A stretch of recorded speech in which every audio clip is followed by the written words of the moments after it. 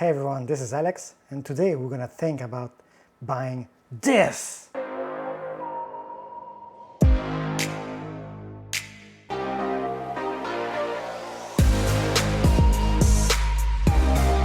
No, this is not what this video is about. But we will talk actually about the Camlink soon, so subscribe and hit that bell for notifications. What we will really talk about today is, are you on gas?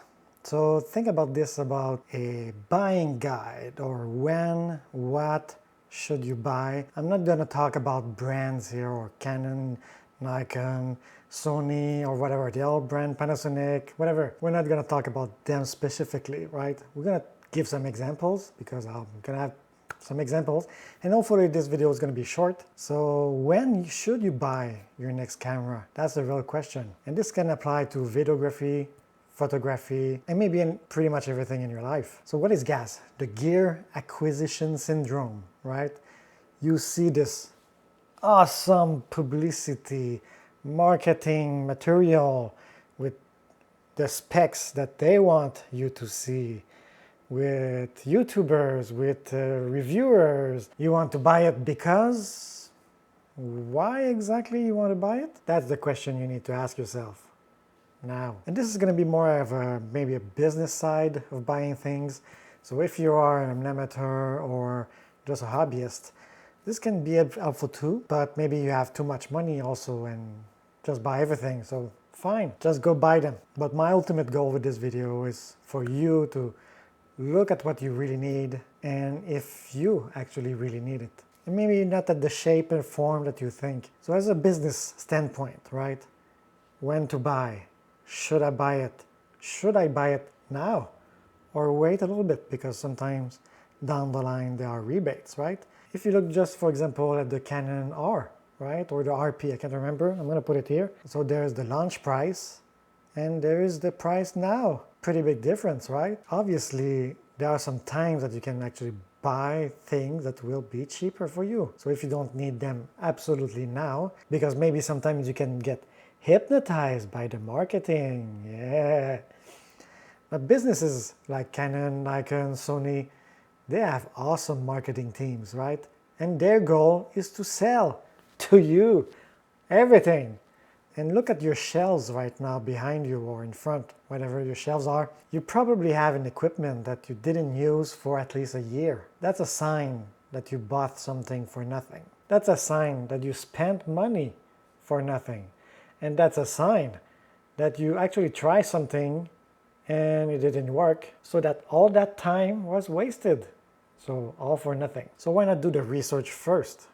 And after that, buy if necessary, if under some conditions, if the price is right. Hopefully I won't get sued for that. Personally, when I buy something for the business, well, there's a few questions I ask myself. First question, which is probably the most important. Well, they are all important, but this one is important for the business. If I buy a gear, any gear, will this give the company more money? Will this bring more money? One example would be if you're a producer or videographer in the film industry and you want to produce a Netflix series. There's actually a list of gear that you absolutely need, and they won't take anything less than that.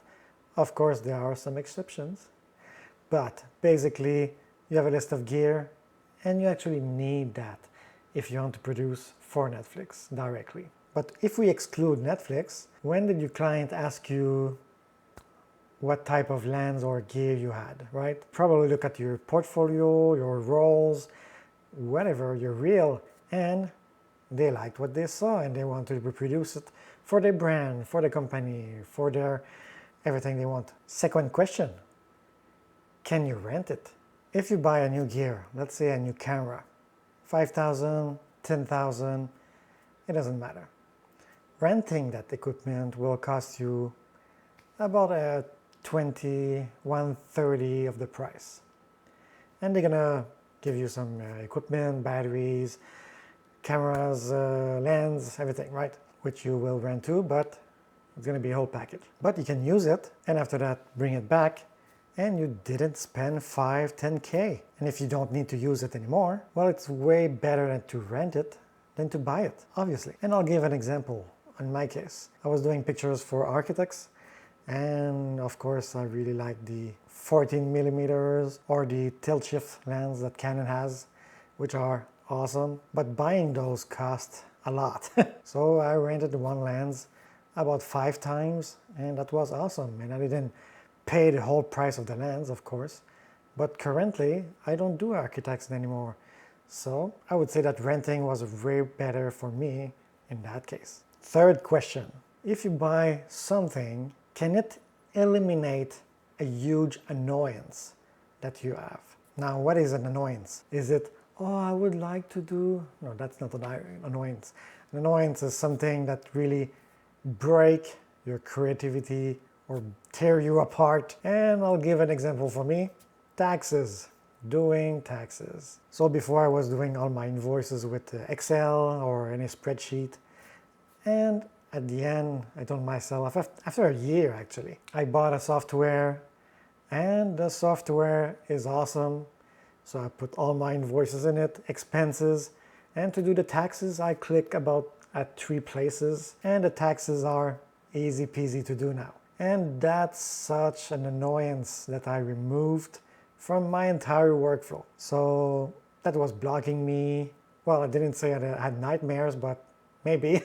And we got an extra question, 4th question, which is the extra one, right? If you buy something, can it make things way faster? For example, they announced the 3070, 3080, 3090 BF GPU. This is all awesome marketing. There's no independent reviewer yet, so wait for that. I won't buy one because I have a 2070. For those who doesn't know what this is, these are graphic cards, and they might speed up your process if you render movies, if you edit huge movies. Well, they are not out yet, that's the first thing. Secondly, is this a major annoyance? Probably not for now, because they're not out yet. They have listed the price, right? These are the foundations that NVIDIA does themselves, and performance-wise, they're gonna be great. But they are third parties. And wait, I'm not naming brands.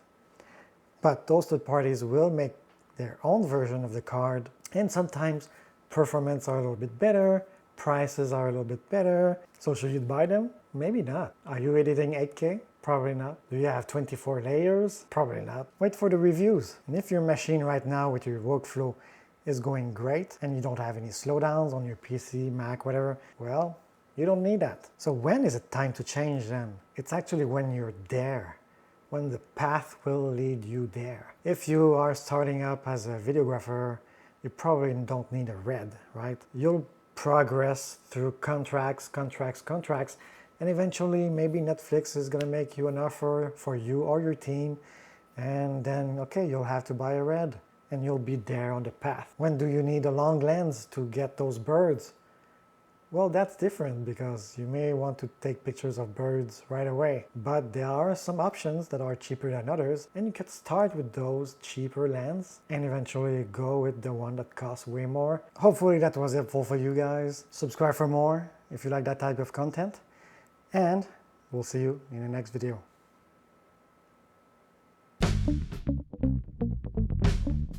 What we will really, right? One example, for example, that was stupid. Well, yeah, renting it is an easy